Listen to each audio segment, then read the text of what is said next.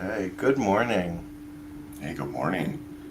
Hi, everybody. Welcome to Queers and Soaps. I'm Tommy, and this morning I'm joined for a special weekend edition of As the World Turns with my good friend Lynn. Greetings, everybody. And yeah, today we're just continuing kind of where we left off. I think we pretty much covered May of 1993 last time. Correct. So Yeah, now we're in June of 1993. exactly. So I will roll a special credits and we will get right into it. Very good. And now, part two of As the World Turns. Love it. I was like, oh, this feels appropriate since it's the second time we're talking about Right? it. Exactly. Exactly. So, this is the first time we're seeing the character of Link, I think. I don't think he was in any of the episodes that we covered before. Right. What we watched in May, those particular ones, he wasn't there. We're seeing it now with the second actor to play him, which has got a little bit of a different take on versus how the character was played before. He's maybe a little bit more deviant and sinister this time around. Oh, is he? Yeah, Yeah, Wikipedia definitely was my friend yesterday because I was like, got who's it. this actor? He looks familiar. Um, Right. Him and Hutch shirtless, apparently, like by the pond. And I think they're technically half brothers. I don't think they're full brothers. Yeah, because I heard Holden say, "Oh, I saw your bar. I met your brothers today," Yeah. and I was like, "Oh, okay." So that's when I had to do the dive into the family tree and see how they were related. Aswell Because it Turns was doing a lot of the gratuitous shirtless men this summer. Definitely, they were going out to that Snyder Pond and making use of it. still is this pond like on the ranch, like it's on the property? Right. So Emma Snyder has a family farm, the Snyder Farm, and there's the pond that everybody goes swimming to. Of course, she's got a boatload of kids, and they've got friends as well Hmm. as hired help and stuff like that too. So the pond is right there on the property and gets frequented quite a bit. And As Will Turns has gone on location out on the East Coast to different remote natural places to film a pond. They've done it in the late 80s, the 90s, even to when the show was going off, they were doing some scenes out by a real pond. Hmm. I went, I'm sure they were on Long Island at some point Right? for Right? something. Sure. Um, so he meets Rosanna Cabot, who, for me, trying to bridge to what I know from the later years, is the character that Katie McLean played. Yes. Okay. So this is the first Rosanna that they had that was quite popular and was there for like about 5 years. Yvonne, oh my God, I'm forgetting her last name now. This is terrible. Um, but I know it. But she was really popular with Hutch, and then eventually Mike comes on. So you see the first round of Mike, which is played by Sean Christian, I who remember later went on watching to like Days. I remember watching like maybe early to mid 2000s, and she was dead. Um, and I never like put it together or knew that she and Carly were sisters. That Yes. was something that came to me in one of my like little Wikipedia dives. Yes, and we're still in the stages where we're pre-Carly Pre Carly, yeah. coming to Oakdale and stuff like that too. Yes. Yeah. Um, so I thought Hutch was a Snyder, so I like had to do like a little background check because Got he's it. always on the Snyder farm. So I'm like, oh, is he like family? Like, what's happening? Exactly. I know. It's good. It's confusing. And there's a lot of halfsies, like half siblings, and I'm like, I don't know who's related. It's one thing that they were good about though is they tried to always have somebody related to somebody, so it had some explanation why they were there. With Rosanna, she was kind of a runaway and kept it kind of secret that she came from money, and what she did was run away from her family that had money, Cabot Motors, because she didn't like that life and she liked the simple life that the Snyders lived, and that's how she ended up staying there. But Oh, she cool. told the truth of that she came from money and what her history was and stuff like that. And once in a while, they'd have family visit and stuff like that too. So we have this a scene where Emily and Royce, was that his name, Royce, Correct. Royce, yes. come to see her mother, who I can't recall her name at this point. Susan Stewart, yeah, was seeing. She's with her husband Larry, who's a little bit younger than her. Yeah, that was something I noted. I was like, it looks like Emily is with an older guy and her mother's with a younger Well, guy. let's put it this way. Susan and Larry have that May December relationship, and Larry does have the desire to have a kid. And so they're looking to use Emily's egg to still have some sort of relation there somehow, and they're kind of exploring that path. Oh, okay. Um, Also, like, I forgot that that was Terry Lester, and then I remembered you telling me that that was Terry Lester, and I was like, oh my god, I can't believe that's him. Yeah. So this is probably like Terry Lister's third big daytime role. He was, of course, Jack Abbott all throughout the 80s, very popular. Then he went over and was Mason on Santa Barbara for a year. Didn't enjoy it there for whatever his reasons were. And then he ended up coming from the West Coast to the East Coast and having a character written for him on As the World Turns. Yeah. So, um, Emily's mother is kind of expressing concern that he might be abusive towards her. Well, things are starting to come out. We didn't see much of it in these episodes, but they referred to it. But Royce has got some deviant behavior, which is confusing. And he's been like hitting on Julie. Come to find out, he's got a fiance in another town. I think there's been times where he's been a little bit emotionally violent around Emily. That's kind of spooked Susan a little bit too. But of course, Emily's so deeply in love with Royce because they went to Italy together, and that's where they fell in love in Malta. Yeah, Malta seems to be the big thing. They pushed that throwback quite a bit, and they probably did quite a few flashbacks of both Royce and Emily there, as well as Holden and Lily being there, because they spent money on that, so they wanted to kind of milk that for all it was worth. Yeah, I'm sure. And then even, isn't the company called Malta something? Malta or other? It's called Kingsley Malta. Kingsley Malta. I got you. Yep. Um, I really like Emily. I was surprised to read that she was a character that dates back to like the late 70s.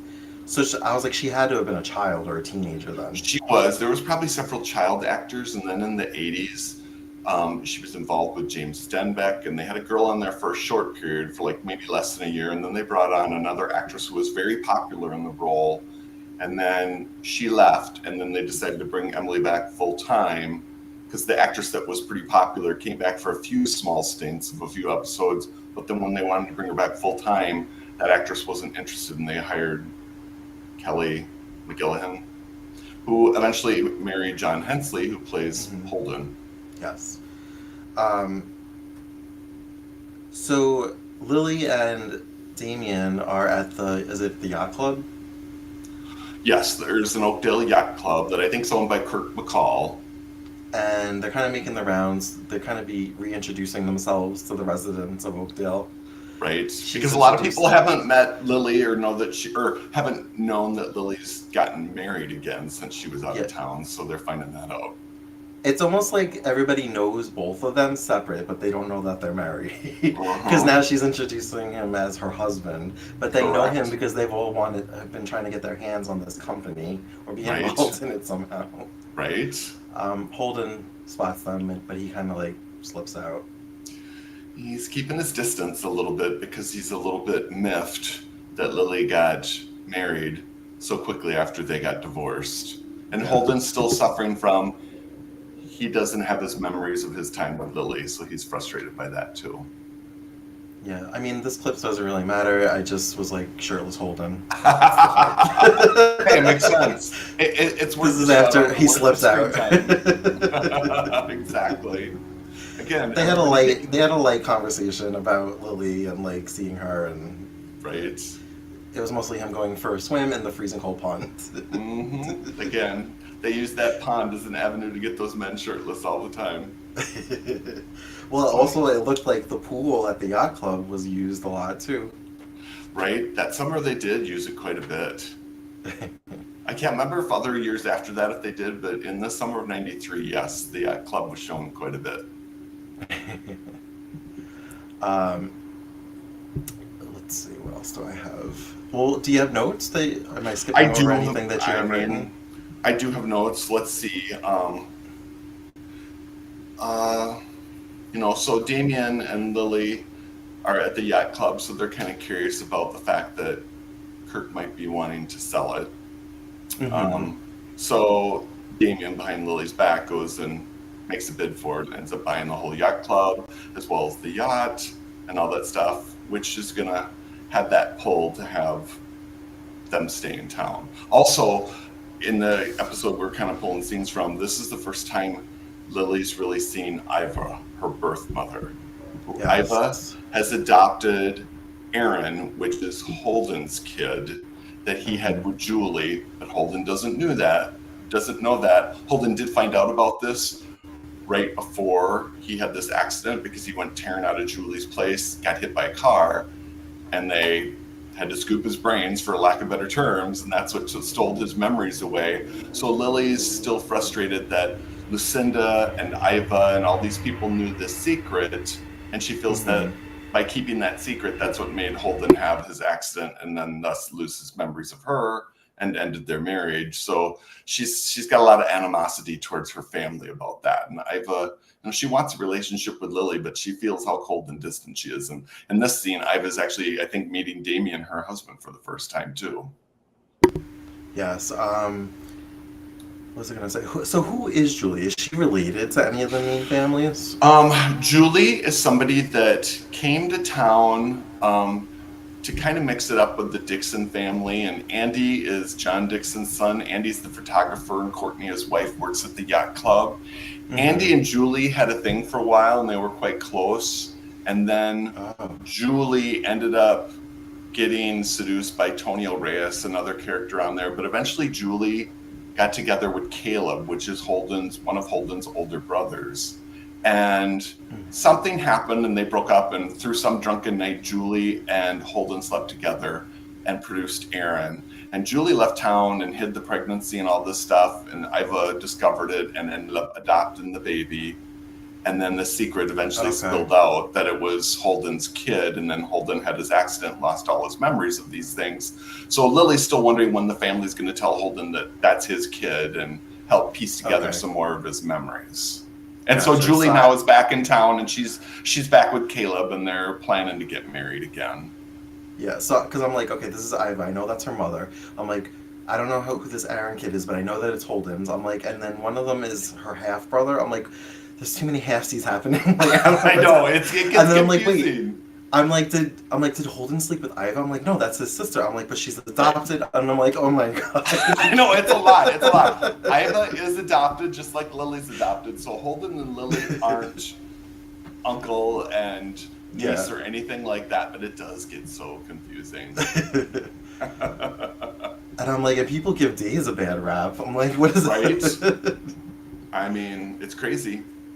I mean, I guess when you've been watching a show for so long, it's easier to kind of keep up instead of like a newcomer being like, wait, who's half of what? What's the family tree and how do I draw this out? Yeah, I know, it gets confusing. So I was really excited to see Barbara. And they showed her a little bit because she was out of town, and Hal, who everybody thought was dead, is really alive, and Barbara gave birth to his son, so this is little baby Will. Or William. The whole episode, I'm like, this must be Will. And the whole episode, I'm like, just put me out of my misery. Like, name him Will. Exactly. And finally, they got there. And then this is also when Barbara and Hal decided to get back together.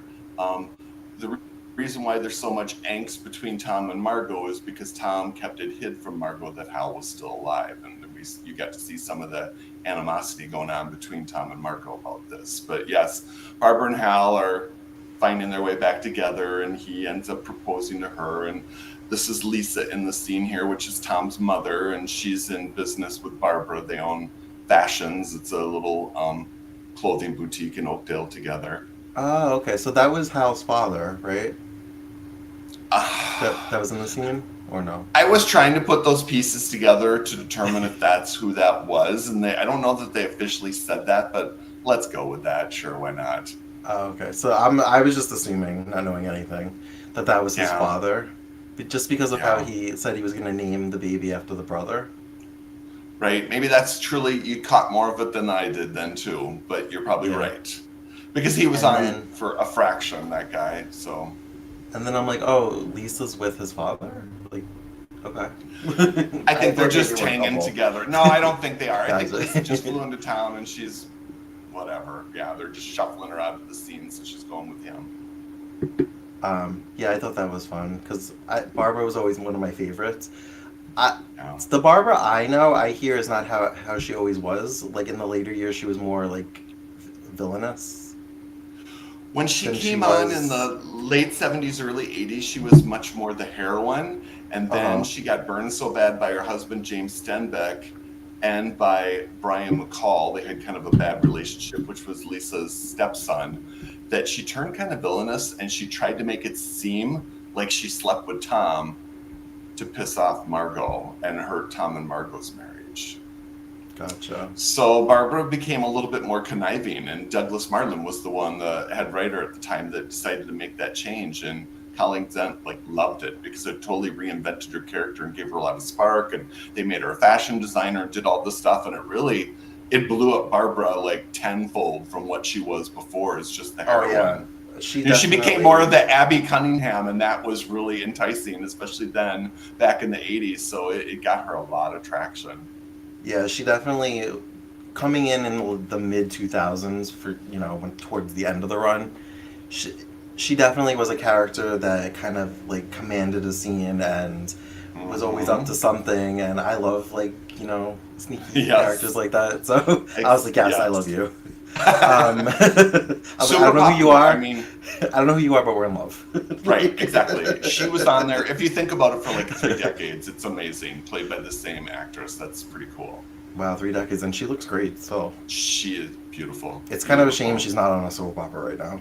It really is. I mean, Young and the Restless, General Hospital, they could use someone like Colleen Zent on there. She would be wonderful. But she might be East Coast based, and maybe that's why, because all the remaining soaps are on the West Coast. Correct. I think she's been doing some off-Broadway and different things and little movie projects and stuff, and she's definitely been staying busy and out there, and she's heavy on soap Twitter. Hey, Colleen. So yeah, I say. Cool. So this was a fun scene for me. It kind of goes into the whole Royce's background. Yes. This is. I'm trying to remember this character's name. I mean, she was very marginal. Cynthia, I think. I think you're right. And she's in some other town, I think it's maybe Peoria or something like that. And Royce still comes back to that town to see her. And we discover once a that month. He's what kind of relationship is that? And I'll see you next month. And she's known him since high school, and now they're engaged. Now look at the actress in this scene with her. Yes, this is why I clipped it. I'm like, that's Allison Janney or Janney. I don't know how to say it properly. I'm like, when I heard the voice, I was like, oh my god, because they weren't showing. They were always showing her from the back. I'm like, show her from the front. Show her from the front. Forgot about. And I'm watching it because I feel like she never ages, and I'm like, no, this is '93. That can't be Allison Janney. So then I had to do a Wikipedia, IMDb deep dive, and she was also on Guiding Light a couple of years later. I was gonna say she probably was on As the World Turns for this one episode, and that was it, because I just don't even remember the character being on there. Yeah, it was this one scene. That was it. Yep. From what I've seen, that was it. And from what I read, that was it. But yeah, I thought that was fun. Yes, it was. So she's wearing an engagement ring around her neck and hiding it because they have to keep their relationship secret because he has this dangerous job. Right. That's so why here's you where see her once a month. Exactly. So here's where the audience is realizing something's up with Royce. Is he either lying, or is he, and I don't think they've fully said it yet, suffering from multiple personalities, and he's got all these separate lives that he doesn't realize too. Yes. Which, spoiler, not spoiler, in my deep dive, I did read some things that have split personalities. There you go. So it's kind of funny. They're looking at the newspaper there. They're seeing that Neil she just won some award, and she works in Oakdale. And the fiance here, Cynthia, knows Neil from back in high school. So she's going to go find Neil and try and press some things like, where's Royce and why is he taking so long to come back and see me, and we're engaged and yada, yada, yada. So... Yeah, so for the longest time watching these episodes, I'm like, are they saying Neo or Neil? Because I'm like, they can't be saying Neil. That sounds like a man's name. But so they're just trying to be androgynous with the names, yeah. So... But I was like, I literally was like, Neo or Neil? It's Neil. It is Neil. Now, do you recognize the actress who plays Neil?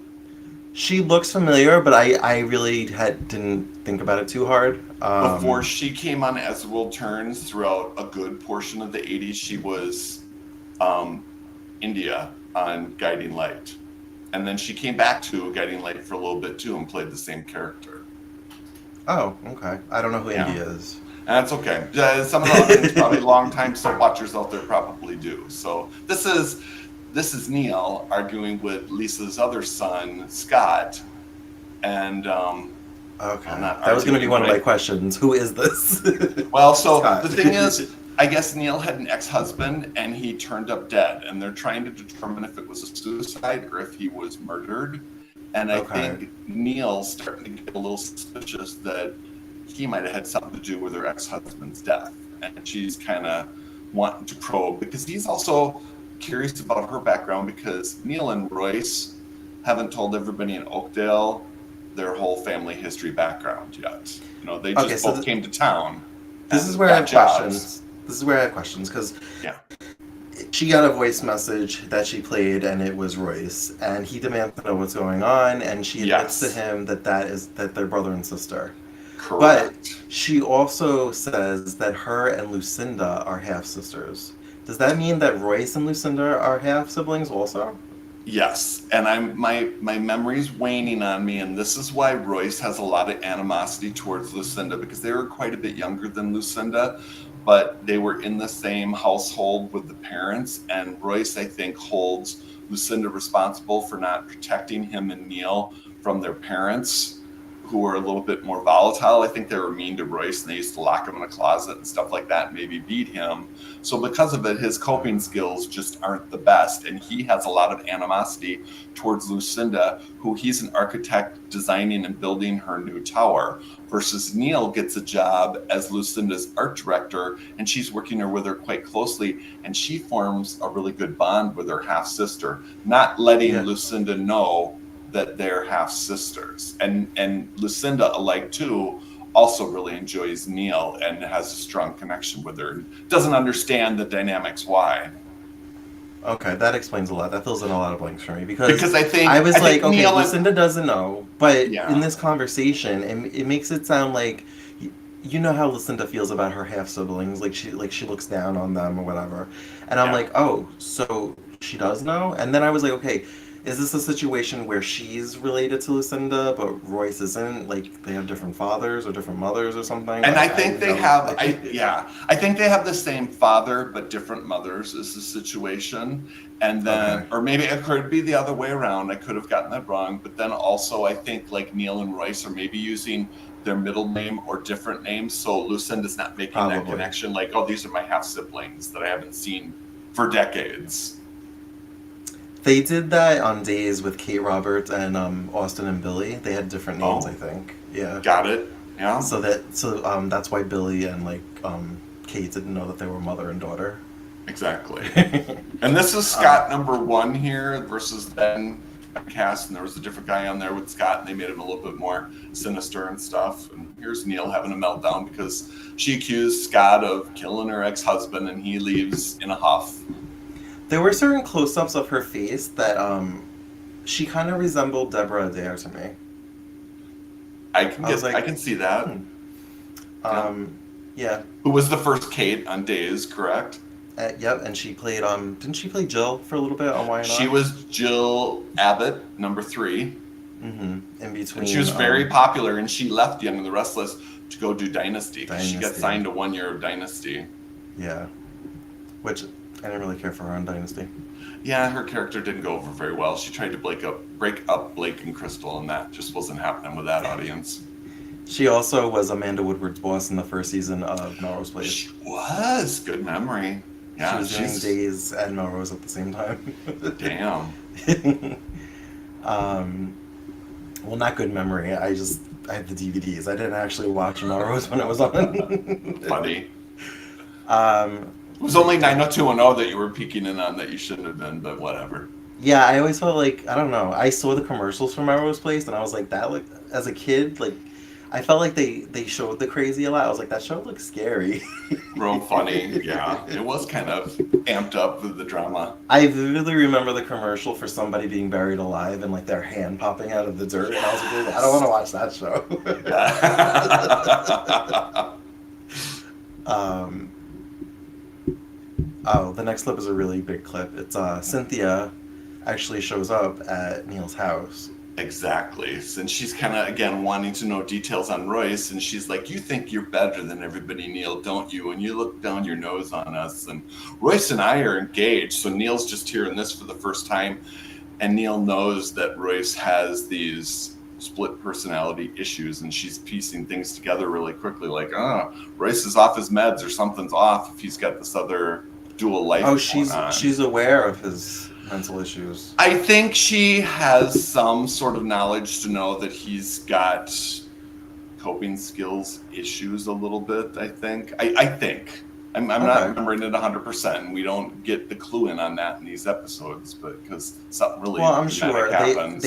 They seem like they're closed, so I'm sure having that type of relationship, I'm sure red flags go off in her head. Exactly. She knows. Well, let's put it this way. I don't think Royce has ever been diagnosed with anything, so he's probably not on any meds or anything like that. I think she just sees how he can change by, like, I don't know how to say, looking in the mirror, but all of a sudden this other behavior comes out, and she kind of recognizes that because she knows how angry he is towards Lucinda all the time, and he's very verbose about that. He's also the same way about that with Emily, too, and Emily's always like, I don't understand why you're so hostile to Lucinda, and Royce hasn't told anyone yet that Lucinda's his half sister, let alone he hasn't told anybody that he and Neil are full brother and sister. Oh wow. So this is also, well, that's how the episode ended, but we pick up with that in the following episode, and that's where we kind of find out that like they've known each other since high school. Right. And they have like all this history, and she kind of like tells Neil, like, he comes and sees me once a month because he has like the secret government job, and then she almost feels like she ratted him out because she's like, oh, you don't know about his job. Right. Like, I know something that the great Neil doesn't know. And then Neil kind of notices that she has a similar piece of jewelry that he gave Emily. Right. Right. He must have got him on clearance, going to the gumball machine and just cranking out whatever came out. Just kidding. Because right now, Emily's getting ready for some big date with Royce, and they're making a big deal out of it. So she's really feeling like he's going to propose. And Susan, her mother's not happy about that because she feels like Royce is maybe harboring some violent behavior tendencies, and that's got her concerned for her daughter. We didn't get much of Damien, Holden, and Lily this week, but I did clip this one scene because I thought it was cute, him like massaging her, and it was the first time that I clocked him calling her Kara. That you made me aware of last time. You're listening for it now. Good for you. That's cool. It's really such a sweet, endearing term, and he's got, he really does love his wife and love Lily, so he's very... if anything, he wants her to have some resolve of her past with Holden to try and get her to a happy place so they can be happy in their marriage, I think is his goal, as well as he does want her to have her family that's all in town. So he's kind of not in a hurry to leave Oakdale. And I can't remember if it's at this stage. She's stressed out because she saw Iva. She saw Iva. She does. So at this stage, he hasn't announced that he's going to buy the yacht club or anything. And he totally surprises her with that. I don't know if you have a clip around that or not, but spoiler alert, that does happen, and he wants them to live on the yacht and turn it into like a supper club, and she'll also sing on it as well. Yes, which is what they discuss here, and she kind of says, oh, it was just for fun, kind of like it was karaoke. Right, exactly. But she also, I like that there is a little bit of secrecy on his part because he's making these deals without telling her. He's just kind of telling her after the fact. Right. But she is very open about, like, it bothers her that she knows that the secret about Holden and the baby, and he doesn't know about it. Correct. And she's kind of struggling with, should she tell him, or should the family be the one to tell him? Right. And they talk about that, and he seems to be very supportive of it. Yeah. It's And kind I'm of like, like oh, a you're big. gonna make me love you. She's got this cloud hanging over her for this resolve with Holden, but again, what she's holding back, and the audience can feel it. Anybody who had watched Holden and Lily together, you know that she's still in love with Holden, and that's why she's also kind of careful on how much she spills because she's scared of falling back into those emotions.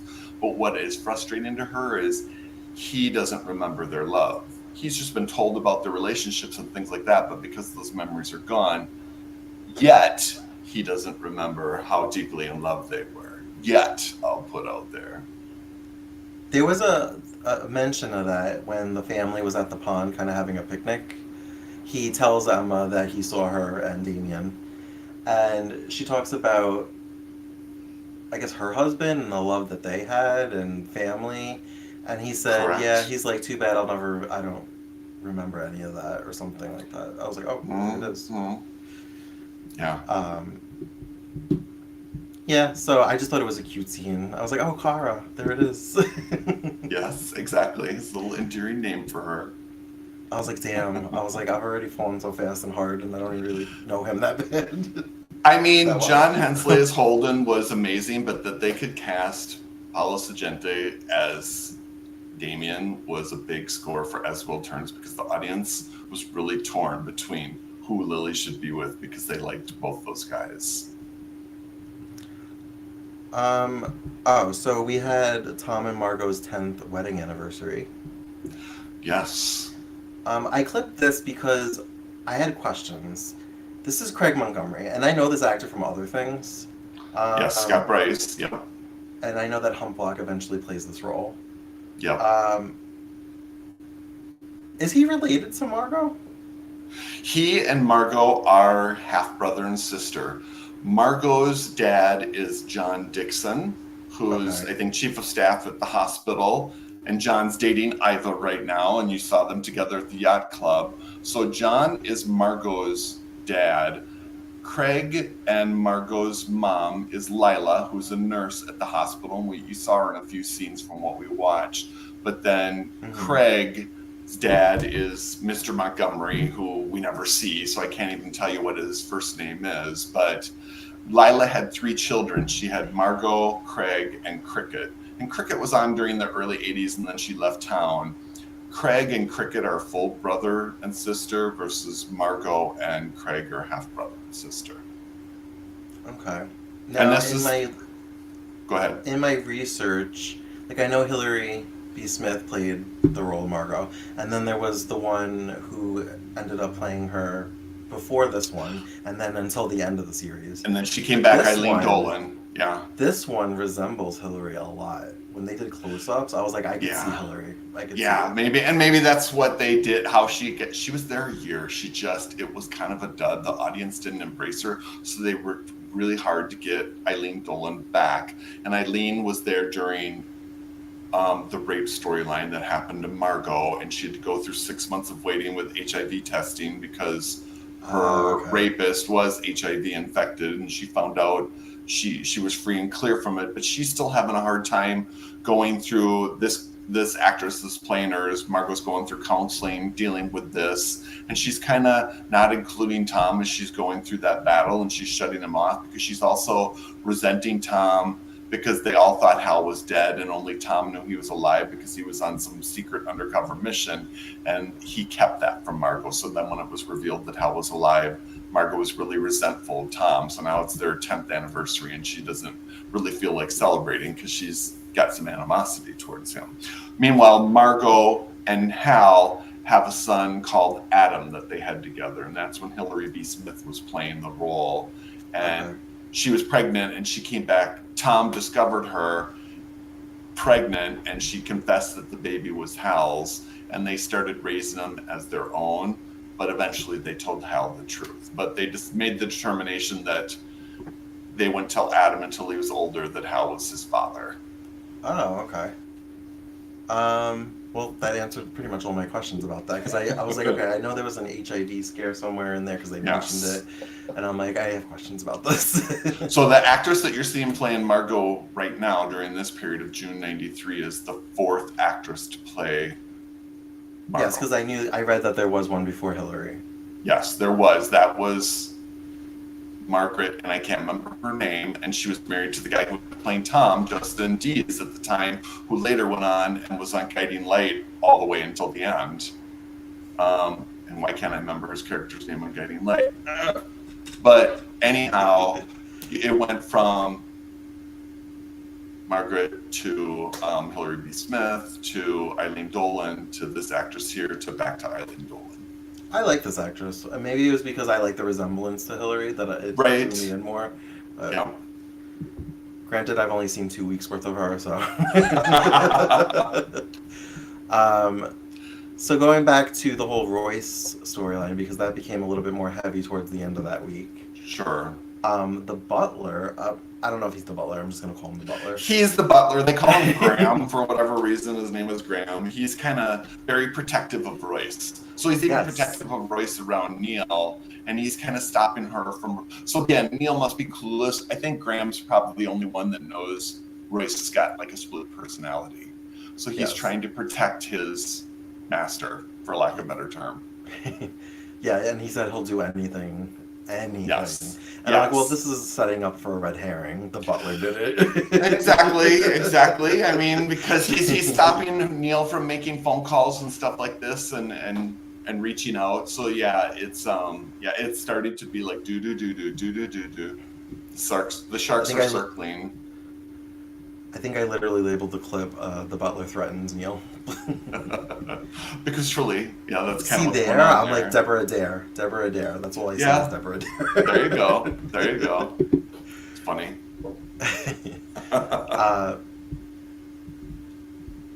And then the next clip I have is. Go for it.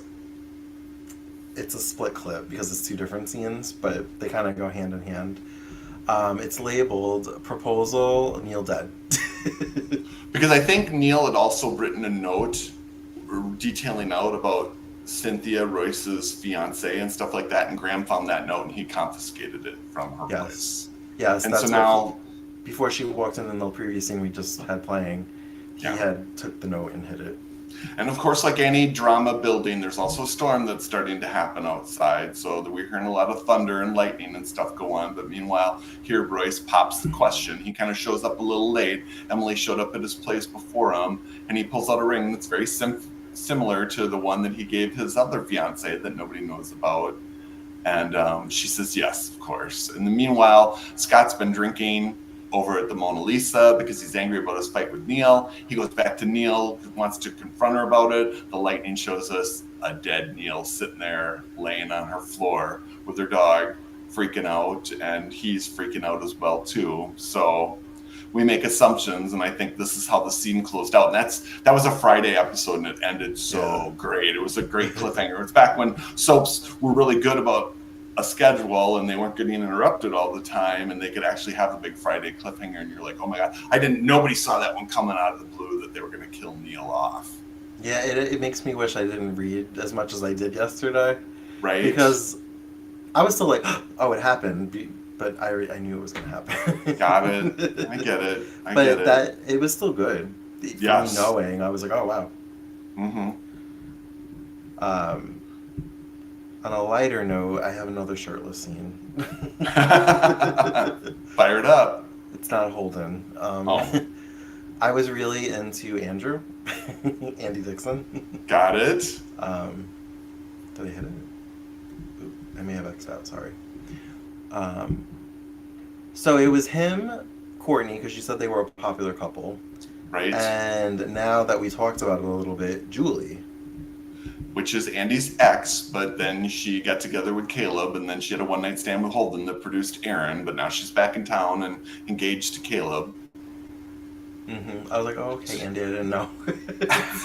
So this is Scott DeFreitas, who eventually caught Mara West's eye, who played Carly on As the World Turns, and they've been happily married for, oh my goodness. I literally said to myself, good job, Mara. Yeah, good job. 20 plus years now, exactly. Yeah, so all this makes so much more sense now you filled in the blanks, because I didn't know who Julie was, I didn't know who she was related to. Right. I didn't at first know that she was the mother of Aaron because I was like thrown off by the fact that Iva had him. It was Yes. I was like, so many questions. I was like, we should just watch this together. Like, live. I know. It gets confusing. So Andy here is also half brother to Margot because Andy's dad is John and Margot's dad is John Dixon, who's dating Ivan right now. Okay. And that's why Andy offered Margot, hey, I could take a nice 10th anniversary photo of you and Tom together because he and Margot are half brother and half sister also. Okay. We saw a little bit more of Sharon Case this week. I didn't really clip any of her scenes because she was with kind her of glasses and she was kind of peripheral character. Yeah. Well, she sees Hutch and Rosanna getting close, and she's jealous of that because she wants Hutch for herself. Oh, okay. I was like, okay, are they trying to do a triangle here with her being like obsessed with Hutch? Because she keeps kind of like insert herself into things. Right. And she's working at the yacht club where Courtney works at too, and she's telling her dad she's thinking about getting contacts because she doesn't want to have to worry about her glasses if she's got to get in the pool and blah blah blah. Such a TV thing. Let's make her ugly. Let's just put her hair in a ponytail and put glasses on her. Now she's ugly.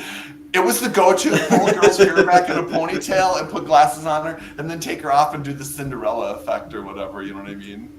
They did the same thing with Chloe, and they called her Goo Girl. They dressed her in all black. They made her hair frizzy, and they put glasses on her. Meanwhile, Nadia Bjorn's gorgeous. They did the same thing with Sabrina on General Hospital. Yes, I was watching them.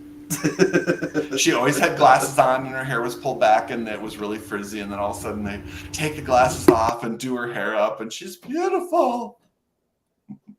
It's kind of funny. Ron was writing GH during that time, so here's Link. So the Link. So yeah, I literally have this labeled "Who's that girl?" Okay. Because so he's yelling at this woman who he's apparently has the past with because they've showed flashbacks of them in bed. Yes. And she was with some guy named Cal. And I'm like, who is she? I don't know who this is.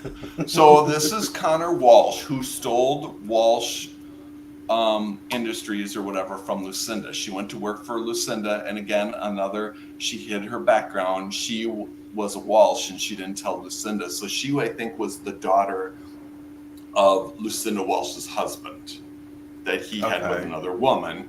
And she came to town, and her Connor and Kirk did a hostile takeover with the board of directors and stole Walsh Industries away from Lucinda. So Lucinda got kicked out, and she went and created Worldwide, and she started to rebuild her empire that way. Hired Neil, hired Scott. Meanwhile, Connor had a relationship with Link, the previous actor that played Link, and then whatever happened, he got married to this Marcy and left town. And Connor started to get together with Cal, another May-December relationship. Cal is Lily's grandfather, and to try and connect the dots on that, I can't even connect it right now. But he's got a ranch next door to the Snyder farm. How convenient. And he starts dating Connor, and they decide to bring the character of Link back to town, and they've recast him. And he's got a lot of animosity that Cal, who's his boss, is now dating Connor, his ex-girlfriend. And he's got it in for Connor too. It's like he wants her back, but he wants to burn her. And so he's trying to make a make on her. And you're right, there's a horse that she was given as a gift from Cal, and the horse didn't get tied up correctly and overfed and engorged on feed, and he got some illness from it. And he's kind of taken his anger out on Connor about the horse, but he's just got a lot of animosity towards her too. And it came off really rough in that scene, and she was kind of blown away by it. Yeah. That scene also kind of extended to Hutch and Courtney and Debbie. Correct. Debbie was like proud of like Hutch knowing what to do, and she like wanted to be in the barn, and I was like, just go inside. And Debbie got a little nippy with she's like, I shouldn't be in here making sandwiches, and Rosanna's out in the barn, and Emma's like, Debbie, it's not a matter of who's doing what right now. Yeah. I was like, oh, she's jealous. But there was also a scene. There was also a scene. I think the episode actually started with this of Emma making out with Debbie's father, and like Debbie walks in and you see her in the background, and she didn't look too like happy about that. No, she's not too I was thrilled. like, is she about to be trouble? I know you're not around for a while, but you're a troublemaker. Yep. She's the conflicted teenager, definitely. So that's all I have as far as clips. There were a lot of scenes in the aftermath of Neil's murder. Right. That were just too long to clip. Like, it would be like the whole episode. Right. But Terry Lester did a great job with his reaction. Right, because he comes in, the police are already there. So to catch the audience up, surprisingly, the next time we see Neil, Scott is not there. Duncan got a tip. Duncan is with Jessica, if that helps you at all. But Duncan also has a castle, and for a while, Duncan and Barbara were kind of a thing too, because Barbara was the one that brought Duncan to town. Duncan owns a newspaper called the Argus. He got a tip that something was happening at Neil's, and he walks in and finds the dead body, and then Margot and Caleb and the police walk in right behind it. And he's like, it wasn't me, and Margot believes him right away. He's like, I got a tip. Well, then, I can't remember what happened in these scenes, but something happened that brought Royce over to Neil's. He went to, after the engagement, the proposal, and Emily saying yes, he went to make a phone call. And I think he called.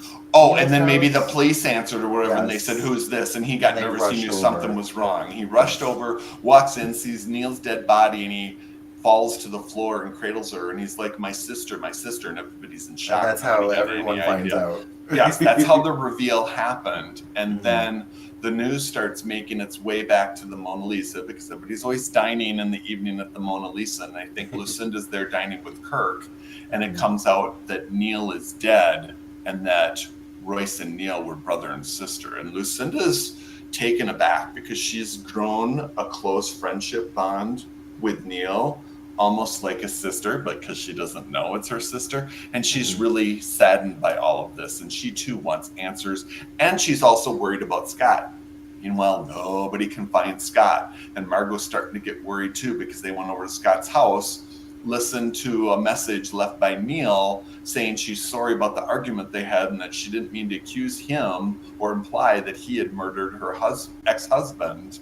And Margot's like trying to protect Scott, but it's not looking good for Scott. Now, granted, we saw the scene where Scott walked in and her body was already dead, but the police don't know this. Yes. So he's a suspect. Correct. But we also see a scene of the butler remembering the threat scene that he made to Neil. So it's like red herring. Right. Also, Lucinda has like this like entitlement that she thinks she could just steamroll her way into the crime scene and find out what happened. Exactly. As well as she pulls a favor and top notch, and she ends up getting Neil's dog delivered to her so she can care for it, because she's worried about like, well, Neil's dead now. The owner of this dog is not there to take care of the dog, and she is realizing how much she loved Neil, and she feels empathy and wants to take care of her pet. Also, the way that Royce was like holding Neil and rocking back and forth, I'm like, you're contaminating a murder scene. Like, we're in CSI. Well, and he was really regressing almost, if you will, to like a little boy stage. So these were shades showing us like, Royce a little cuckoo for Cocoa Puffs here, you know what I mean?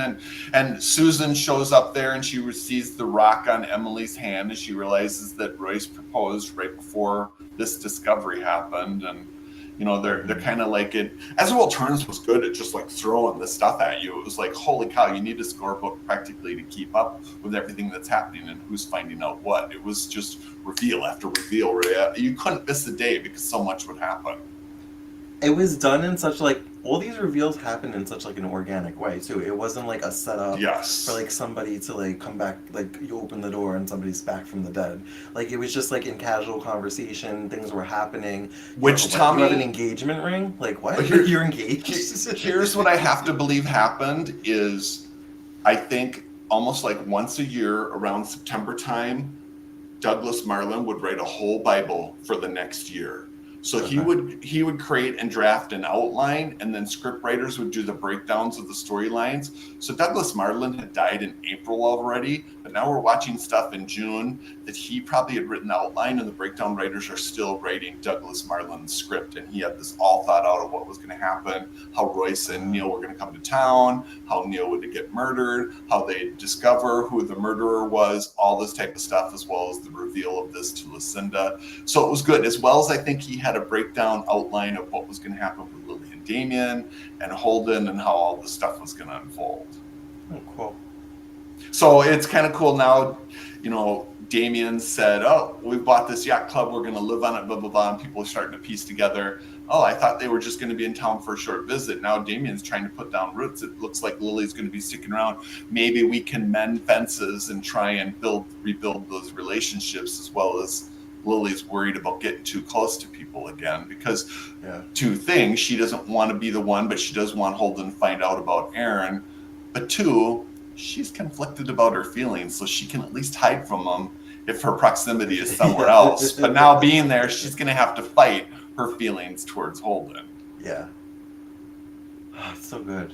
I know. They did it. They did it so well. I'm kind of skimming my notes, seeing if there's anything else that I've left out. Again, the message that was on Scott's answer machine, Margot makes sure she gives that to Mac, as well as they found a scrapbook of all these clippings about Neil Elcott's dead husband that Neil kind of accused Scott of murdering. So things aren't looking good for Scott. So they're going to be. So they put out an all points bulletin for Scott. I think that was kind of one of the last things that we saw. Yeah. Because although we did watch 5 episodes, I think the last one we watched was a Monday or Tuesday. So it wasn't really like a big Friday cliffhanger. No, exactly. The big cliffhanger was Neil being dead. Exactly. And like even the downstairs neighbor at Neil's apartment kind of fingered Scott because she heard his voice and she's like, oh, well, he's the one who killed him. You know, she just makes an assumption. I didn't see anything, but I could hear his voice, so it had to be him. Yeah, the first thing is she says she knows who the killer is, and she's like, well, I didn't actually see him. I just heard his voice. So this is Kravitz. If you've ever watched Bewitched, it's like looking out the window all the time, trying to put the whole thing together. So yeah, lots more to come. It's kind of interesting. This is a really good summer for As the World Turns. All right. I'm excited to watch more. I'm really into it. Exactly. Well, thanks for joining me again. We'll revisit Oakdale soon enough, everybody. And as always, you can find us on all the socials at Queers and Soaps. And until next time, have a great night, guys. Or end of the weekend. There we go. See ya.